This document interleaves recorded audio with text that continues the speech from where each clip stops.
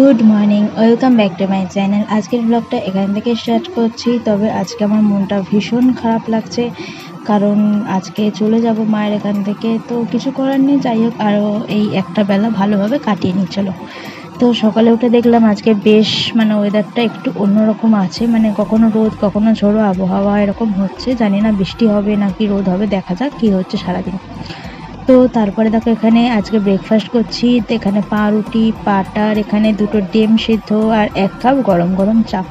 জানো তো এইসব ব্রেকফাস্টগুলো যদি আমি আমার শ্বশুর বাড়িতে খাই, তো তারা যা নয় তাই আমাকে উল্টোপাল্টা কথা বলতে থাকে। ভয়েস ওভারটা আমি এখন দিচ্ছি অনেক পরে।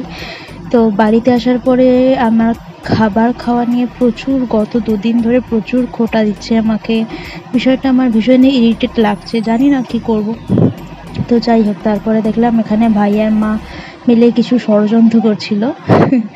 আসলে ষড়যন্ত্র না, অ্যাকচুয়ালি ভাইয়ের কিছু একটা এক্সাম দিয়েছিল, তো সেই এক্সামের রেজাল্ট বেরিয়েছে, তো ওটা নিয়েই দুজন এখানে আলোচনা করছে। তো তারপরে দেখলাম মা এখানে রান্নাঘরে দেখো কত জোরে জোরে এখানে কড়ার মধ্যে খুন্তিটাকে ঘষছে। তো কষিয়ে কষিয়ে এখানে মা রান্না করছিল মাটন। তো যেহেতু চলে যাব সেই জন্যই। তো তারপরে দেখো পুচকি এখানে স্নান টান করে ঘুমিয়ে আছে।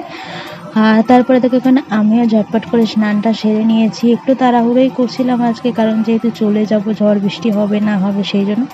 তারপর স্নান টান করে এসে দেখলাম পুচকি এভাবে উল্টো হয়ে আর এরকম হামাগুড়ি দেওয়ার চেষ্টা করছে। জানি না কত তাড়াতাড়ি বড় হয়ে যাচ্ছে, দেখতে দেখতে 3টে মাস পারও হয়ে গেল।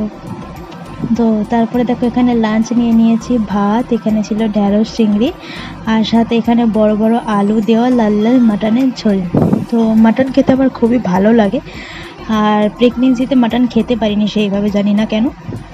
তো তারপরে দেখো বিকাল হয়ে গেছে, এখানে মোটামুটি সন্ধে প্রায়। তো আমি রেডি হয়ে গিয়েছি, যেতে হবে, কিছু করার নেই। মন খারাপ তো করছে, কিছু করার নেই, আবার সেখানে ফেরত যেতে হবে। তো তারপরে বেরিয়ে গিয়েছি। তবে বেরিয়ে যাওয়ার পরে বাড়ি এসে আর কোনো রকম ভিডিও করব বা রাস্তায় সেই মন মানসিকতা ছিল না, মনে হচ্ছিল আবার জাহান্নামে চলে যাচ্ছি। তো কালকের পরে আজকের ভিডিওটা এন্ড করার জন্যই শুধু ক্যামেরাটা অন করেছি। কালকে এসে শুধু জাস্ট বিছানার চাদর টাদর চেঞ্জ করে ঘুমিয়ে গিয়েছিলাম। আর এই নাইটি দেখছো, এটা এরকম 2টো নাইটি নিয়েছি। তোমাদের অন্য কোনো ভিডিওতে দেখাবো। আজকের মতো ভিডিওটা সেখানে শেষ করলাম, টাটা।